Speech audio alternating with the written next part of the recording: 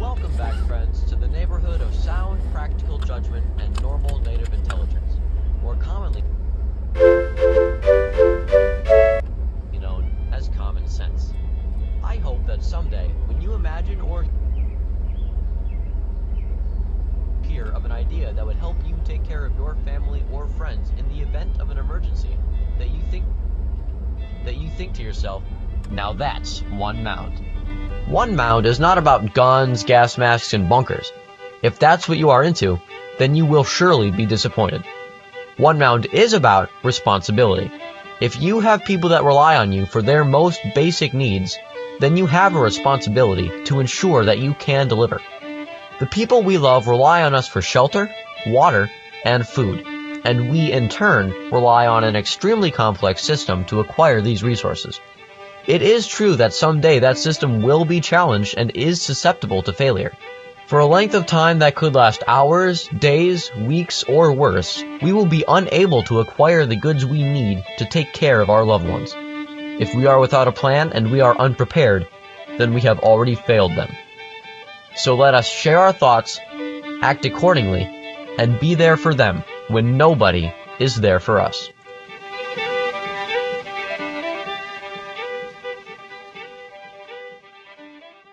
Hello everyone, my name is Graham, and welcome to the first episode of the One Mound podcast. Today's episode is titled Start Small, and over the next few minutes I'm going to try to convince you that it is a great idea to spend about $20 on some extra pasta the next time you go grocery shopping. You can't really start smaller than that if you are preparing for the inevitable. And it shouldn't take too long, so stick around. If the One Mound idea comes to full fruition, the accomplishment would be anything but small, but a journey of 1,000 miles must start with a single step, or a few boxes of pasta. And we can't achieve One Mound alone.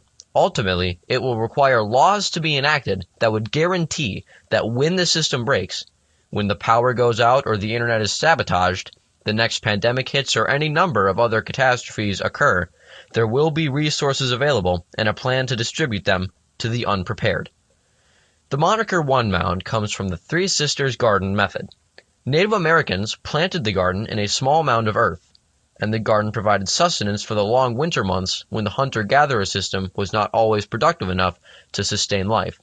Enough seeds of the plants used, squash, corn, and beans, were always saved to plant the next year's gardens.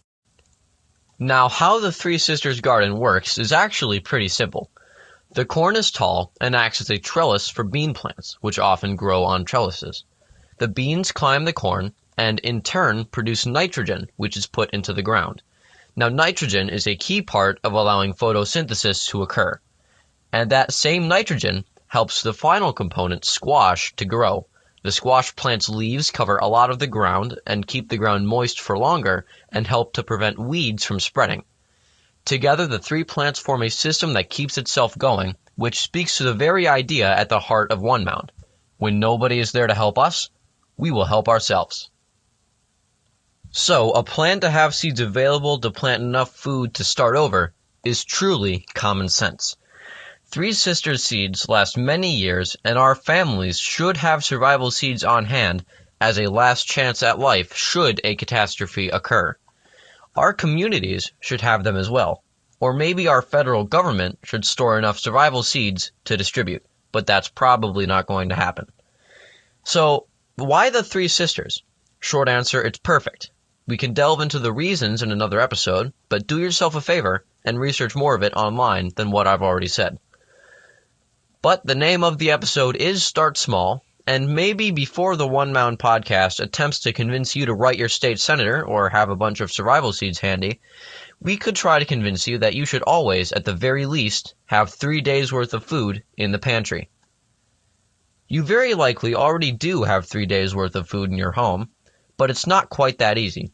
Consider having 3 days' worth of food in addition to what you are accustomed to. Food set aside for a reason. So, do you eat pasta? You know, noodles? There are countless meals that incorporate pasta, and people on average eat 20 pounds of pasta each and every year. That is 100 pounds of pasta a year for a family of 5. One of the most common types of pasta is spaghetti, and it's commonly eaten with a seasoned tomato sauce. I'm going to use that as my example, but most any pasta would probably work. Most of us can afford spaghetti pretty commonly, and it's frequently eaten in most homes. Pasta is consumed on average about 4 times per week per person. How easy would it be to keep some extra spaghetti on hand at all times? Let's say OneMound podcast does a good job of inspiring you to buy some on your way home from work today. We're also going to assume that you already had spaghetti on hand for this week's dinner. Altogether, now you have this week's pasta that you already had, and an additional 3 days worth of spaghetti in the event of a calamity that you picked up just now. This way, you don't have to dig into your 3-day survival pasta the next time you want some spaghetti. Then, the next time you go shopping, you will replace the pasta that you used. The 3 days worth of pasta that was once your survival food is now on deck to be eaten next, and the new pasta you bought just now is now the survival food. This way, it never expires. You just keep rotating and nothing is ever wasted. Therefore, from that point on, you've ensured the availability of a few days' worth of calories forever, and you will have then secured your position in the top 45% of people who claim that they too set food aside for emergencies. The 45% who know that their loved ones rely on them for a meal and that someday something might happen to prevent them from being able to buy that food at their store. Now, having 3 days worth of food and a plan to rotate your food does not mean that you are one step away from digging a bunker in your backyard or shopping in a gas mask while armed with a grenade launcher. It's common sense. People keep a blanket in their car in case they get stranded in the cold, and they're not considered radicals. So, we've covered the civilian level on how to prepare, but if you're a community leader or an elected official, OneMound applies to you too. Does our government keep enough emergency food on hand for everyone anywhere for just a few days? You know, like a bunch of big silos full of flour or something? No, it does not. Not here in the United States anyway. We do have FEMA, and that's kind of reassuring, but it takes days for FEMA assistance to reach most people after a disaster, and by then your kids are missing meals. Also, FEMA only deals with regional stuff, right? FEMA helps regional disasters like hurricanes or tornadoes or a big fire or a flood in a city. It is pretty doubtful that FEMA can handle even just the East Coast experiencing a power outage for a week or two.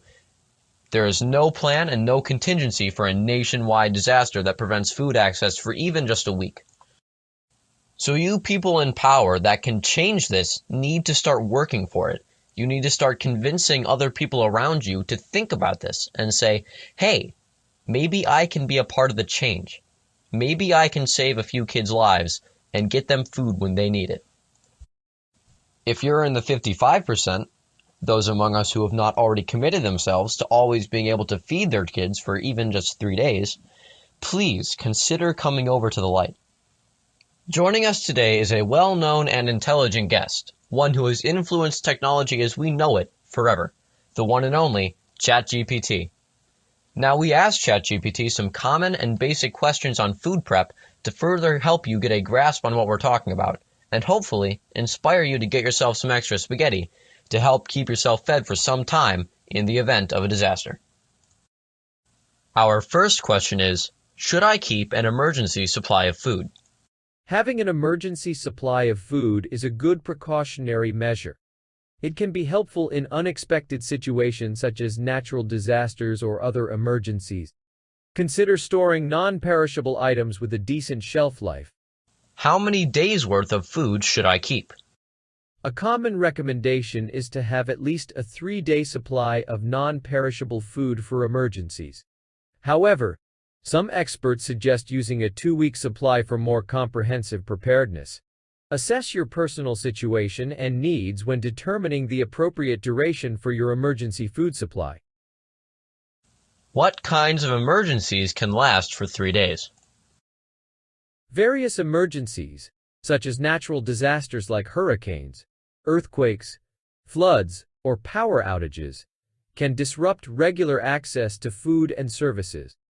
A 3-day supply is a general guideline to cover the initial period when emergency responders may be mobilizing and services might be temporarily unavailable. However, the specific duration can vary based on the nature and severity of the emergency. What percentage of people experience an emergency that lasts 3 days? The likelihood of individuals experiencing a 3-day emergency can vary widely based on factors like location, climate, and personal circumstances. Natural disasters and unexpected events occur, but the percentage of people directly affected by a 3-day emergency is challenging to quantify precisely. Preparedness efforts are more about being ready for the unexpected rather than predicting the exact likelihood of a specific duration emergency. And finally, what is the risk of not preparing? Not preparing for emergencies carries the risk of being caught off guard when unexpected events occur. Lack of preparation may lead to difficulties in accessing essential resources like food, water, and medical supplies. Being unprepared can prolong recovery and increase vulnerability during and after emergencies. Taking proactive steps to prepare can significantly enhance your ability to cope with unforeseen situations and protect yourself and your loved ones. All right, friends, our time is just about up. My name is Graham, and you've been listening to the One Mound podcast.